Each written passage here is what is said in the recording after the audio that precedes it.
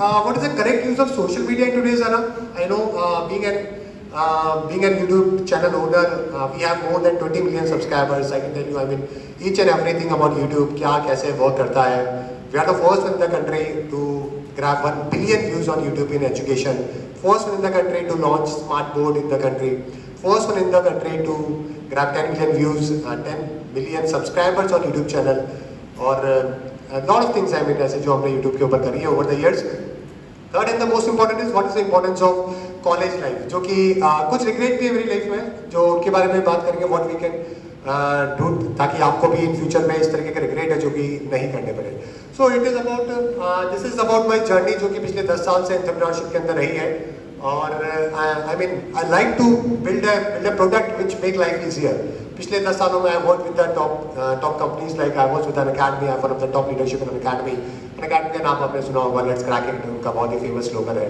So we worked, I was in an academy from 100 million when the valuation was 100 million to the right now 3.5 billion. तो ये पूरी journey we lived together. Everyone pressurized to do something in life, IIT कर दो, NEET कर दो, है ना, किसी अच्छे कॉलेज में किसी कोई अच्छा एग्जाम क्रैक कर दो. लॉट ऑफ प्रेशर है. I guess every kid is born with different capabilities, जो कि हर किसी में कैपेबिलिटीज होती है. बस ये है कि कौन कब उसको विटनेस करता है, उसके ऊपर काम करता है, that is a different thing. For example Virat Kohli ने छोटी एज में डिकोड कर लिया what he want to do in life. Okay, आपको शायद अभी तक आपने डिकोड नहीं किया होगा, माइट भी 2 साल बाद आप डिकोड कर लो, 4 साल बाद डिकोड कर लो, 10 साल में लग जाते हैं कई बार, और कई बार पूरी लाइफ में निकल जाती है डिकोड करने में कि what we are good at. Okay, लेकिन इंपॉर्टेंट ये होता है कि एवरी चाइल्ड इज स्पेशल, सबके पास एक बॉर्न कैपेबिलिटीज होती है. मुझे भी बहुत साल लगे. Till the age of 22 I don't know what I want to become. जब मुझे कॉलेज में पूछते थे कि क्या करोगे, इतने फेलियर्स के साथ में पढ़ाई नहीं करते हो ये वो, तो मैं बस ये बोलता था कि कुछ ना कुछ अच्छा कर लेंगे लाइफ में. आई डोंट नो क्या करेंगे, लेकिन कुछ ना कुछ अच्छा जरूर कर लेंगे. तो this was a normal statement जो कि मैं हमेशा स्कूल कॉलेज में दिया करता था, बिकॉज आई डोंट नो कि मैं भी लाइफ में क्या करने वाला हूँ, तो मेरी पसंद क्या है. ओके, तो ऐसे चलता रहा. गुड मार्क्स का प्रेशर सबके ऊपर होता ही है करियर इश्यूज के बाद में. इतनी परसेंटेज होनी चाहिए, इतनी परसेंटेज होनी चाहिए. ओके, रिलेशनशिप भी एक बहुत इंपॉर्टेंट रोल प्ले करता है. दोस्तों के बीच में रिलेशनशिप, पेरेंट्स के साथ में थोड़ी कम बनती है, जनरेशन गैप आ जाता है. ओके, कई सारे गर्लफ्रेंड बॉयफ्रेंड रिलेशनशिप, बहुत सारे रिलेशनशिप जो है वो इश्यूज बनते हैं, और ये आपके कहने कहीं स्टक रहते हैं दिमाग में, जिससे शायद हम लोग कभी फोकस भी नहीं कर पाते करियर के ऊपर. साथ में पीयर प्रेशर तो होता ही है. दोस्त ने बोला चलो वहाँ चलना है, आज यहाँ पे लड़ाई हो गई है, दोस्त वहाँ चलना है, पार्टी करने यहाँ चलना है, तो मना करना फिर बहुत ही डिफिकल्ट हो जाता है. चाहे आपका कोई इंपॉर्टेंट उस दिन कोई काम ही क्यों ना हो, normally we avoid that work, और दोस्तों के साथ में फिर हम लोग उसमें आगे मूव ऑन हो जाते हैं. तो ये कुछ जनरल इश्यूज आई गेस जो कि सबकी लाइफ में कॉमन होंगे. मेरी लाइफ में भी कॉमन थे, और आप लोगों की लाइफ में भी बहुत ही कॉमन होंगे. 90% तो एटलीस्ट लोगों के होंगे.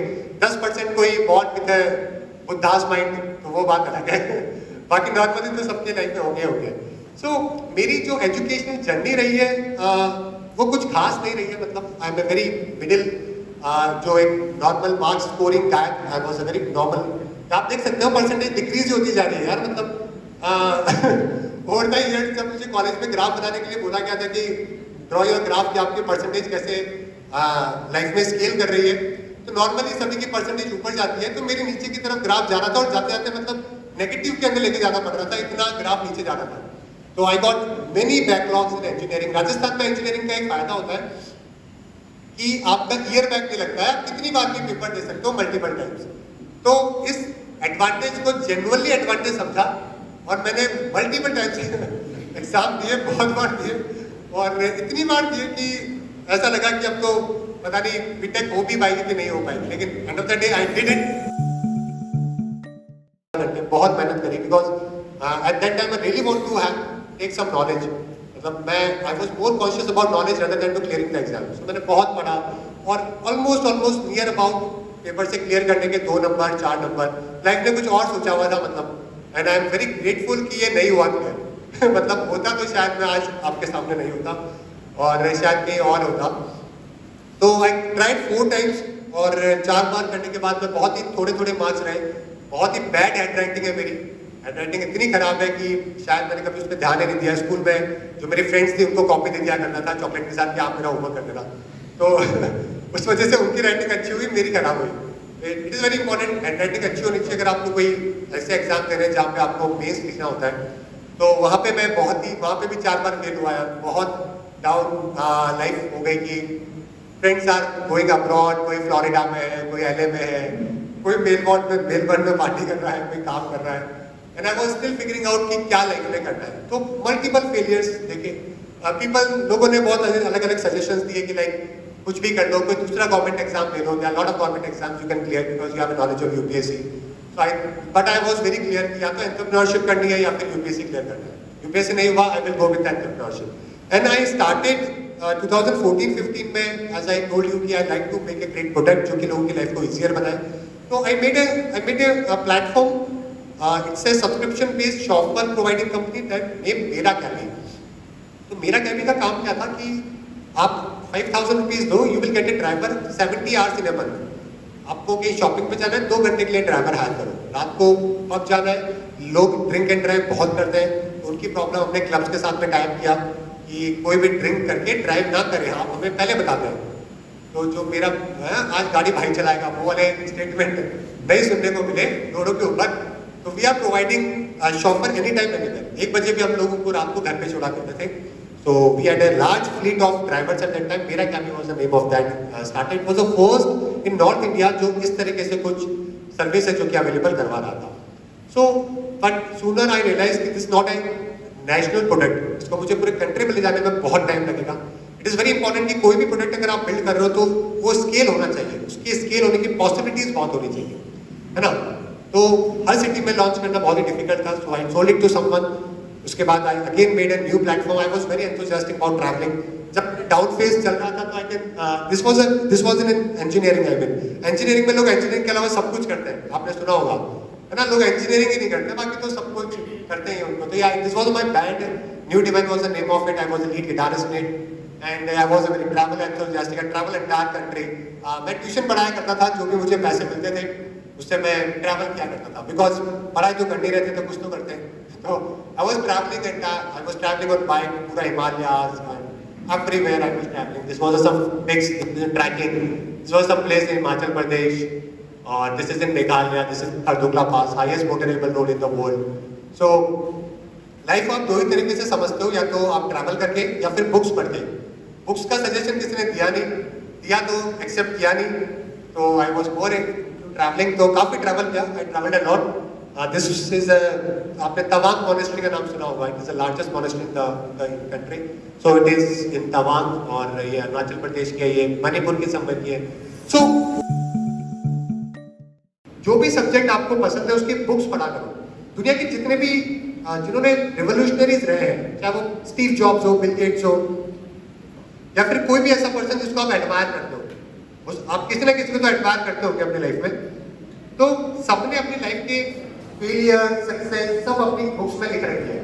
वहां से आपको बहुत अच्छा जंप मिलता है लाइफ में क्या अचीव करने को लेकर।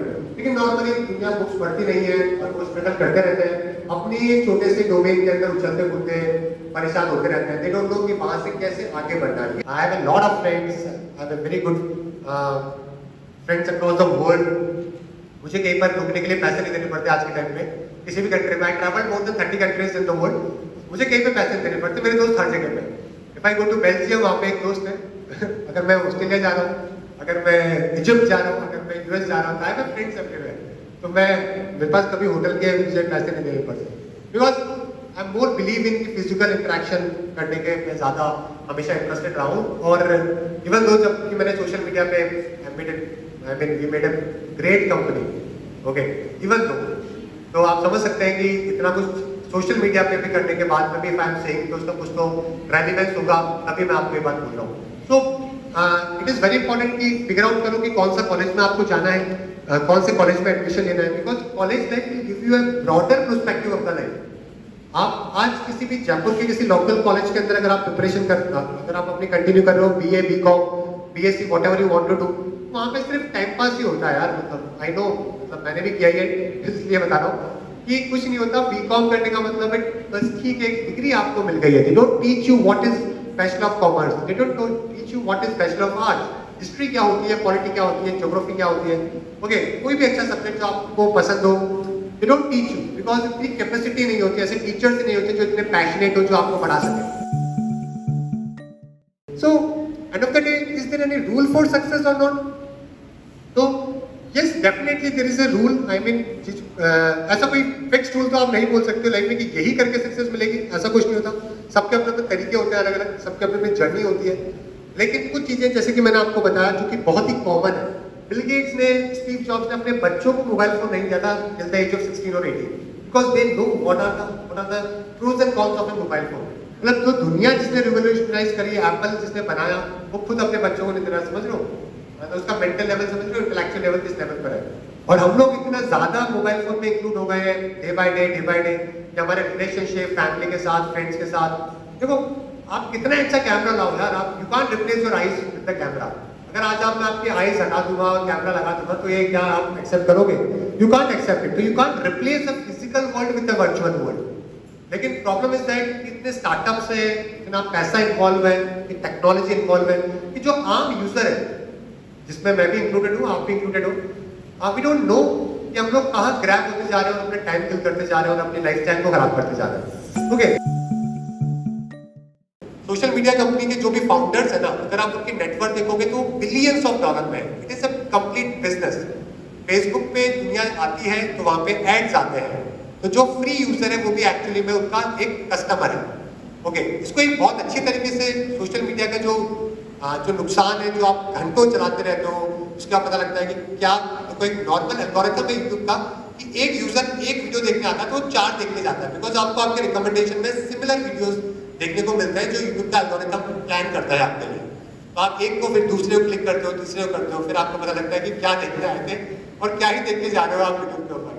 ओके, तो it is a very normal scenario जो कि हर सोशल मीडिया कंपनी करती है. तो अगर आप सोशल मीडिया को लगता है कि आपके लिए कोई यूजफुल है तो जस्ट एक बार आप ये डाटा देख लेना, ये सोशल मीडिया के फाउंडर्स का नेटवर्क है और ये billions of dollar they earn in their life just because they made a social media उन लोगों के लिए जो कि वेला बहुत है.